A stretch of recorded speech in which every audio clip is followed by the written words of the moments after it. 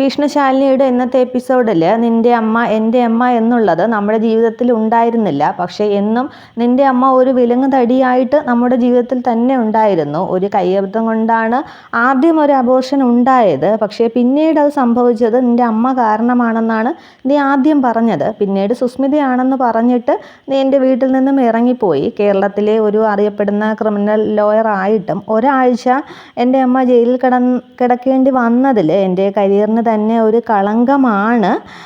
ഇനി എനിക്ക് നിന്നെ സ്വീകരിക്കാനാവില്ല എന്ന് അർജുൻ പറയുന്നുണ്ട്. അന്നേരം പിന്നീട് പ്രീതി ചോദിക്കുന്നുണ്ട്, അപ്പോൾ ഇനി ഞാൻ എന്താണ് ചെയ്യേണ്ടതെന്ന്. അപ്പോൾ അതിന് എൻ്റെ വിഷയമല്ല എന്നും പറഞ്ഞ് അർജുൻ അങ്ങ് പോകാനായിട്ട് തുടങ്ങുമ്പോൾ, അപ്പോൾ അർജുനേട്ടൻ്റെ വഴി എന്താണ് എന്ന് ചോദിച്ച് പ്രീതി വീണ്ടും അർജുൻ്റെ കയ്യിൽ പിടിക്കുന്നുണ്ട്. അന്നേരം എൻ്റെ അമ്മ പറയുന്നതേ ഞാൻ അനുസരിക്കൂ. അന്ന് അമ്മ ജയിലിൽ കിടന്നപ്പോഴും പോട്ടെ സാരമില്ല അർജുനേട്ട, ഇതൊക്കെ സംഭവിച്ചു പോയതാണ് എന്നൊക്കെ പറഞ്ഞൊരു ഫോൺ കോൾ പോലും നീ എനിക്ക് ചെയ്തില്ല. അതൊക്കെ ഞാൻ പ്രതീക്ഷിച്ചു.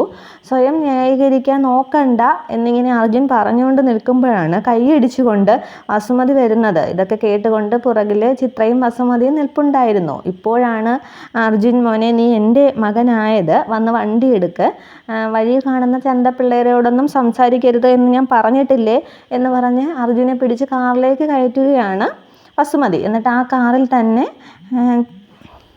വസുമതിയും കയറുന്നുണ്ട്. തുടർന്ന് അവർ വണ്ടി എടുത്ത് പോവുകയാണ്. പുറകെ ചിത്രയും പോകുന്നുണ്ട്.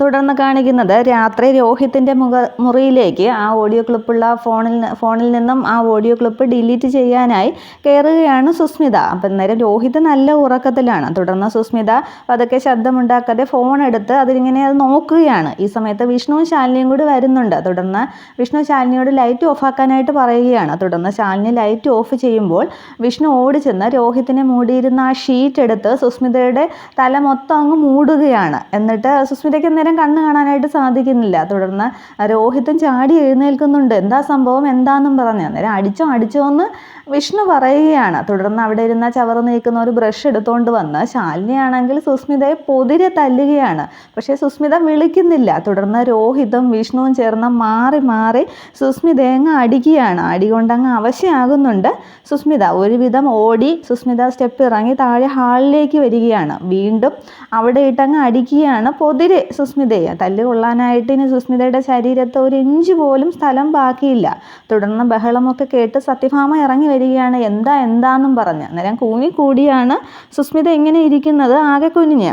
അന്നേരം എന്താന്ന് പറഞ്ഞ് ചോദിക്കുമ്പോൾ കള്ളൻ എന്ന് പറയുന്നുണ്ട്. അന്നേരം സത്യഭാമയുടെ വീട്ടിൽ കള്ളനോ, എവിടെന്നാ പിടിച്ചത് എന്ന് ചോദിക്കുമ്പോൾ എൻ്റെ മുറിയിലാണ് എന്ന് രോഹിത് പറയുന്നുണ്ട്. അന്നേരം അമ്മ അടിച്ചോ എന്ന് പറയുന്നുണ്ട്. എന്നാൽ ഇവനെന്താ കുള്ളനാണോ, ഇവൻ്റെ തല എവിടെയായിട്ട് വരും എന്ന് സത്യഭാമ ചോദിക്കുന്നുണ്ട്.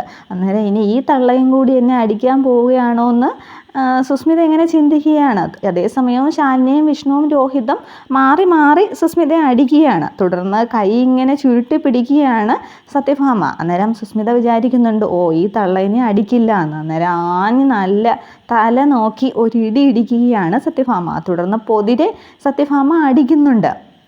അവസാനം എല്ലാവരും കൂടി ചേർന്ന് അടിച്ച ശേഷം അവസാനത്തെ സത്യഭാമയുടെ ആ അടിയിൽ സുസ്മിത അയ്യോ എന്ന് വിളിക്കുന്നുണ്ട്. അന്നേരം നിർത്ത്, ഇതൊരു പെണ്ണിൻ്റെ ശബ്ദമാണല്ലോ എന്ന് സത്യഭാമ പറയുകയാണ്.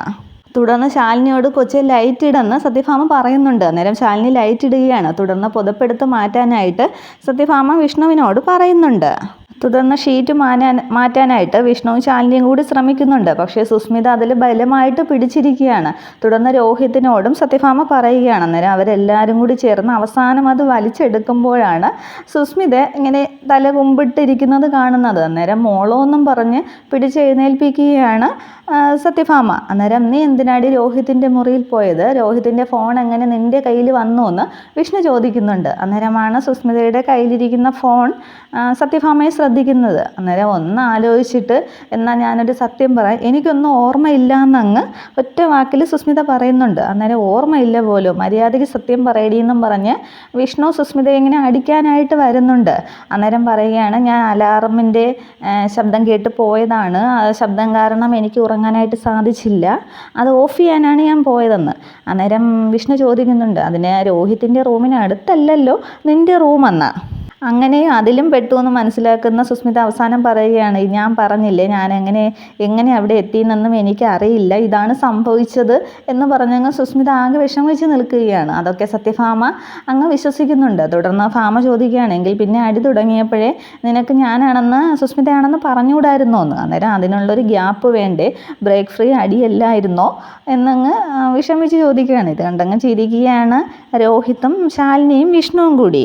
തുടർന്ന് ഇനി ഇങ്ങനെ അലാറം കേട്ടാൽ അവനെ വിളിച്ച് ഓഫ് ചെയ്യാനായിട്ട് പറഞ്ഞാൽ മതി, മോളിനി ഓഫ് ചെയ്യാനൊന്നും പോണ്ട, എല്ലാവരും പോയി കിടന്ന് ഉറങ്ങിക്കേ, പാതിരാത്രി മനുഷ്യരെ മെനക്കെടുത്താനെന്നും പറഞ്ഞ് സത്യഭാമ എല്ലാവരോടും പോകാൻ പറയുകയാണ്. തുടർന്ന് മോൾക്കൊന്നും പറ്റിയില്ലല്ലോ എന്നും പറഞ്ഞ് സത്യഭാമ സുസ്മിത എങ്ങനെ രണ്ട് തോളിലും പിടിക്കുകയാണ്. അന്നേരം അയ്യോ എന്നും പറഞ്ഞ് വേദന ഉണ്ടെങ്ങ് സുസ്മിത വിളയുകയാണ്. തുടർന്ന് എല്ലാവരോടും പോയി കിടക്കാൻ പറഞ്ഞിട്ട് സത്യഭാമ അങ്ങ് റൂമിലേക്ക് പോകുന്നുണ്ട്.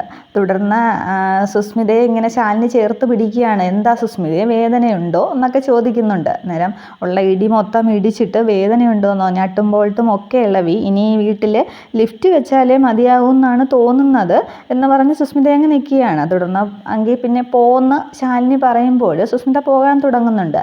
അന്നേരം ആ ഫോൺ ഇങ്ങനെ തന്നിട്ട് പോകുന്ന രോഹിത്ത് പറയുമ്പോൾ അത് എന്നും പറഞ്ഞ് ഇങ്ങനെ ഫോണും പിടിച്ച് സുസ്മിത നിൽക്കുന്നുണ്ട്. തുടർന്ന് അത് പിടിച്ച് വാങ്ങി അങ്ങ് രോഹിത്തിന് കൊടുക്കുകയാണ് ശാലിനി. തുടർന്ന് സുസ്മിത ഇങ്ങനെ മുന്നോട്ട് നടക്കുമ്പോൾ വിഷ്ണു ഇങ്ങനെ മുന്നോട്ട് ആഞ്ഞിട്ട് പെരുവിരൽ മുതൽ അങ്ങ് തരിച്ച് കയറുകയാണ്. പെട്ടെന്ന് പൊയ്ക്കോ എന്ന് സുസ്മിതയോട് വിഷ്ണു കളിയാക്കി പറയുന്നുണ്ട്.